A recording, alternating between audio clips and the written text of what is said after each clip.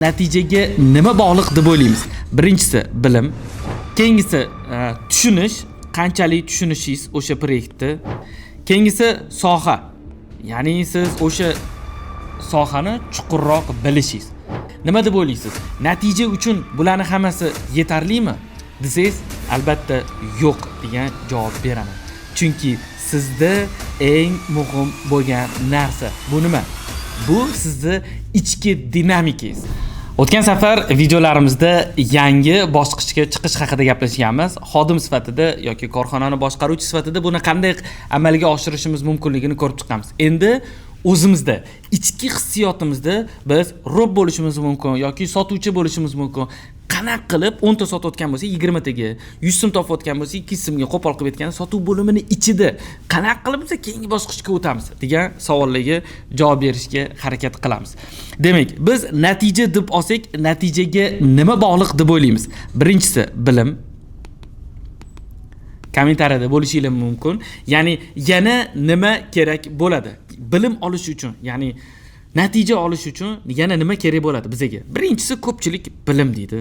Okey, tushunarli. Birinchisi bilim bo'lsa, keyingisi nima? Kommentariyada o'z fikringiz bilan bo'lishinglar. Xo'p. Keyingisi tushunish, qanchalik tushunishingiz o'sha proyektni. Yana nima? Keyingisi soha. Ya'ni siz o'sha sohani chuqurroq bilishingiz. Mana shu narsalarni ko'proq gaplashganimda ko'p odamlarda mana shu narsa ekan va o'zim bilim olganimda ham shuni shablon sifatida guvohi bo'ldim. Endi nima deb o'ylaysiz? Natija uchun bularning hammasi yetarlimi? Desangiz, albatta yo'q degan javob beraman. Chunki sizda eng muhim bo'lgan narsa bu nima? Bu sizni ichki dinamikangiz.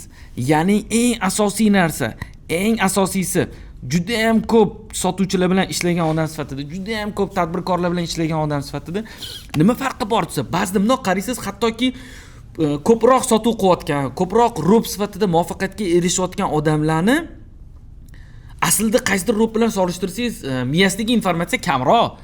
Hattoki bilmadim, siz qaysi birini tanlaysiz, bunisini tanlashingiz mumkin-da. Aslida unda muvaffaqiyat kamroq. Nima uchun? Chunki ko'pchilik mana bu narsaga e'tibor beramiz.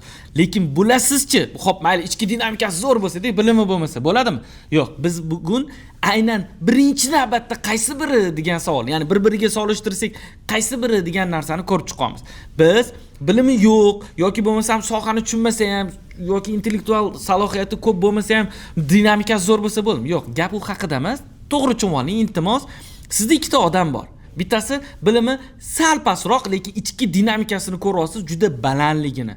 Ana shu narsa yaxshiroq natija berishini. Sizda juda ham bilimli bo'lish mumkin, hamma narsani tushunadi, hamma narsani biladi, lekin ichki dinamikasi. Ichki dinamika nima degani? Bu har doim agressivni keyingi harakatlar, har doim yangi natijaga bo'lgan agressiya va har doim uni o'ziga sig'may turadi. Men buni qilishim kerak, buni qilishim kerak, men bosqichga o'tishim kerak, uni qilishim kerak. Ya'ni har doim eng muhimi mana shu joyda faqat qilishim kerak emas, natija. 100 so'mmi 200 so'm qilishim kerak yoki bo'lmasa 500 ta sotuv bo'tdim, 700 ta sotuv qilishim kerak. Mana shu dinamika bo'lmasa, juda ham ko'p bilimni deyarli foydasi yo'q bo'lganini guvohi bo'ldim. O'shaning uchun oldingi darsga qo'shimcha sifatida siz buni hal qilishingiz uchun va shu kurukka ko'p tez aylanayotgan, o'tgan darsimizni ko'rgansiz-ku, o'sha kurukka juda ham tez aylanayotgan kim?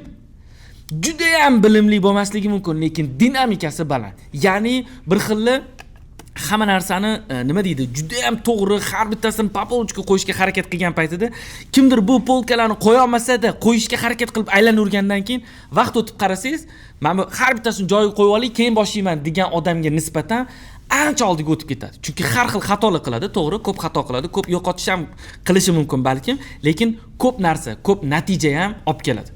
Korxonaga ham, o'ziga ham. O'shaning uchun ichki dinamika haqida ko'proq yanada ham chuqurroq ma'lumotlarni keyinchalik beramiz. Buni o'zingizga tushunib oling. Misol uchun, bilimingiz joyida, hamma narsangiz joyida. Nima bo'lyapti degan savolga javob bering. Nimaga siz o'zingizni itarib ishga olib chiqyapsiz yoki bo'lmasa nimaga ishga kelyapsiz-u, lekin sal narsaga charchab qolyapsiz. Mana shu ichki dinamikani sal pastroqligini tushuntiradi. Agarda ichki dinamika zo'r bo'lishini xohlasangiz, ichingizda o'zingiz bilan gaplashing. Ya'ni men nimaga kelyapman? B nuqtam o'zi nima? Qayerda turibdi? Demak, nimadir ikkilanishingiz bordi, charchatib qo'yadi shu narsa. Sizni harakatlanishga. O'sha ikkilanishlarning hammasini choping, joy-joyiga qo'ying, polkaga qo'ying. Ana undan keyin gazini bosganingizdan keyin bu dinamika ancha ko'tariladi. Juda ham yanada ham kerakligi, agar korxonangizda ichki dinamikasi ancha past bo'lgan odamlarni yig'ib olgan bo'lsangiz, yomon qiynalasiz o'zingizni dinamikangizni ko'tarishga. Chunki siz komandani ko'rib dinamikangiz tushib ketish kerak emas, ko'tarilib ketish kerak. Mana buni qilishim kerak, buni qilishim kerak, davay mana bu narsani qilishimiz kerak degan. Siz 5 ta narsa aytsangiz, bittasini qilib, qolganini qilmasdan, bunisi chala, unisi chala bo'lgan sotuvchilar yoki jamoangiz bo'lsa, albatta sizni dinamikangiz qanaqa bo'lmasin, pastga qarab sho'ng'iysiz. O'shaning uchun dinamikasi baland bo'lgan xodimlarni ishga olamiz. Buni esa qanaqa qilib amalga oshirishni albatta keyingi videolarda bo'lishga harakat qilamiz. Esdan chiqarmaymiz, sotuv bu san'at. Boshqaruv ham ayni shu san'at. Shuning uchun buni san'at kabi, o'yin kabi oddiy narsalar bilan boshqarish va oddiy narsalar orqali katta muammolarga yechim topishimiz kerak. Kuzatishda davom eting. Keyingi videolarda ko'rishguncha kommentariyada o'z fikringizni qoldiring. Sizni bizga bo'lgan e'tiboringiz bu harakatlaringiz bilan ko'rsatishingiz mumkin. Rahmat.